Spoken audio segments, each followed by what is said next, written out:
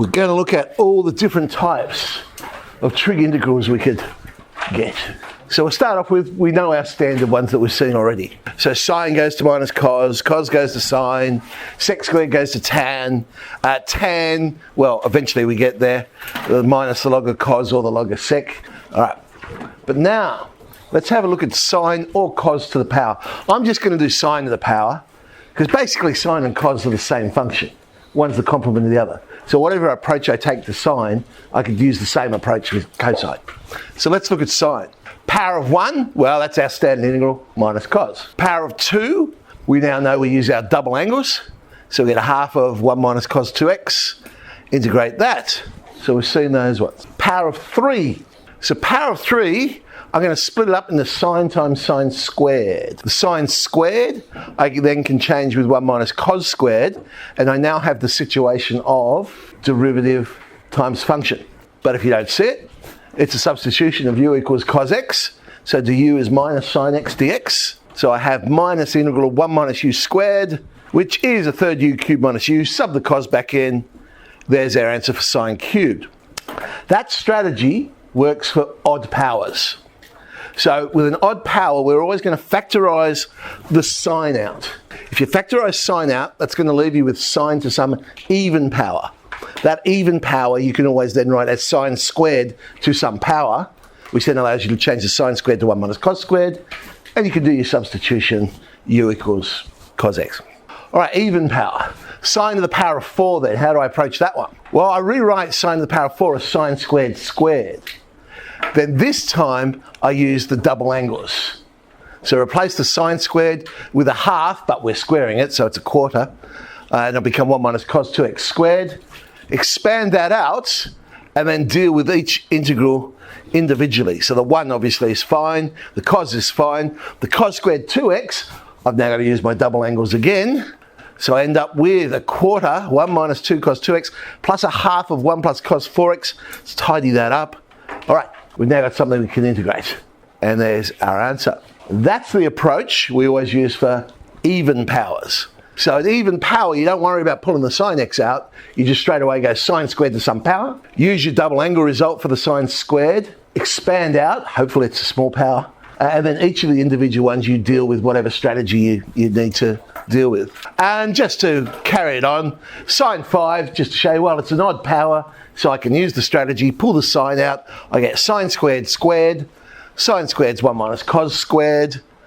Substitute in for the cos, and voila, we get our answer. So that's if I just have sine or cosine to the power. What if I've got both in the same integral? Generally, we're going to do it by substitution, either a u equals sine x or a u equals cos x, depending.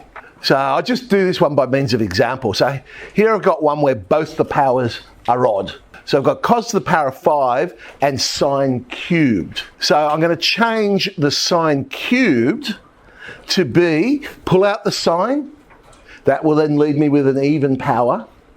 So I'll have 1 minus cos squared. I've now got a substitution I can use, u equals cos x. Now I could have done it with the cos if I wanted to, because it's also an odd power. So I could have pulled the cos out. Then I would have had, what would I have had? Cos squared squared. Change the cos squared to 1 minus sine squared. Use the substitution, u equals sine x. It's smarter to go with the lower power, because you're going to have a smaller expansion to do. So then tidying that up, eventually we get our answer. So as I say, if both are odd, it doesn't matter which one you use as a substitution. Go with the higher power for the substitution, which means you're rewriting the lower power. Okay, what if one's odd, one's even? How am I going to do this one?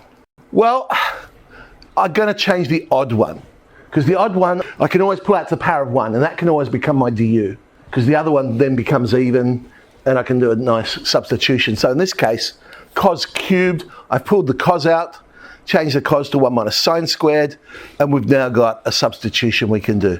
So u equals sine x, we get our result. So one odd, one even, go with the even one as the substitution. So I've done u equals sine x as the substitution. Well, that leaves both even. All right, sine squared, cos squared.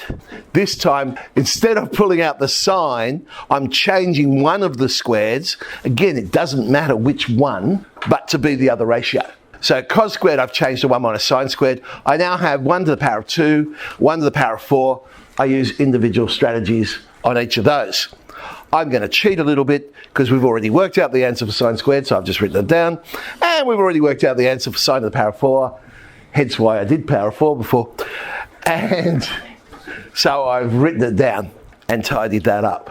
So if they're both even, either you're going to use a sine squared or a cos squared. Again, your choice. In this case, they were both to the power of 2, so it really didn't matter. But I'm probably going to go with the lower power if there is difference in the powers. What about tan then? Tan to the power of 1? Well, we know that's minus the log of cos. Tan squared, I can rewrite as sec squared minus 1, and we know the answer to both of those. So we get tan x minus x. Tan cubed, I can pull out tan squared and change that to sec squared minus 1.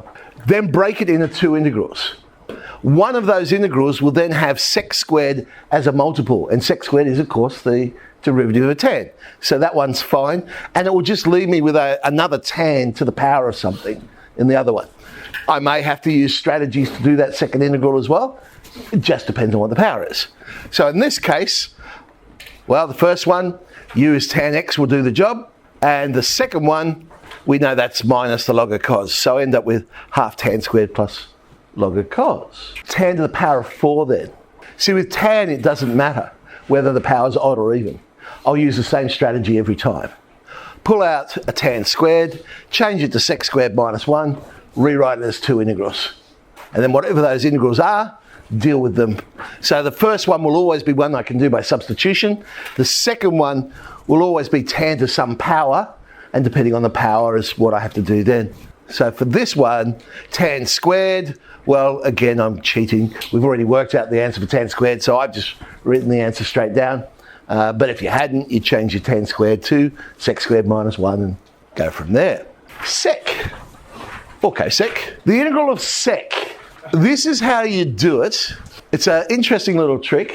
I'm going to multiply top and bottom of the fraction by sec plus tan. All right? Because then on the top, I get sec squared plus sec tan. Now, sec squared is the derivative of tan, and sec tan is the derivative of sec. So we've actually got derivative on the function. So it's the log of sec plus tan.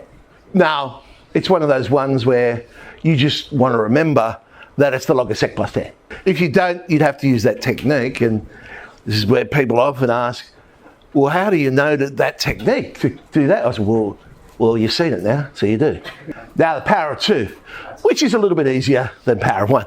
Sec squared is a standard integral, tan x. Sec cubed, this one's fun. All right, sec cubed. Well, I'm going to rewrite that as sec times sec squared. Now how does that help me? Because sec squared I could rewrite as 1 plus tan squared, but sec's not the derivative of tan, so it's not going to work. I'm going to do it by parts. Even though they're not two different functions, I'm still going to do it by parts. So u is sec, du becomes sec tan, dv is sec squared, v becomes tan. So we get uv sec tan minus the integral of v du minus sec tan squared. Okay, now we have to handle the sec tan squared. Well, the tan squared, I will change to sec squared minus 1. Then split that up into 2 integrals. I get minus the sec cubed plus the integral of sec. Well, the integral of sec I know is the log of sec plus tan. This is where we use that idea of, hey, now we're not looking at this as working out. We're looking at it as if it's an equation. I'll move the integral of sec cubed to the left-hand side. So 2 times the integral of sec cubed is sec tan plus log of sec plus tan. Divide by 2, we have our answer. So unfortunately, if you get an odd one, you're going to have to do it by parts. There's no escaping it. Sec to the power of 4, oh, thank goodness it's even. That one, again, I could always pull out the sec squared, which will leave me with sec squared to some power. In this case, it's power of 1, which I change to 1 plus tan squared, and I can do a substitution. Voila. So the even powers, pull out sec squared, you write the other bit as sec squared to some power, and then a simple substitution will get your answer. All right, let's have a go at some of those. 4G.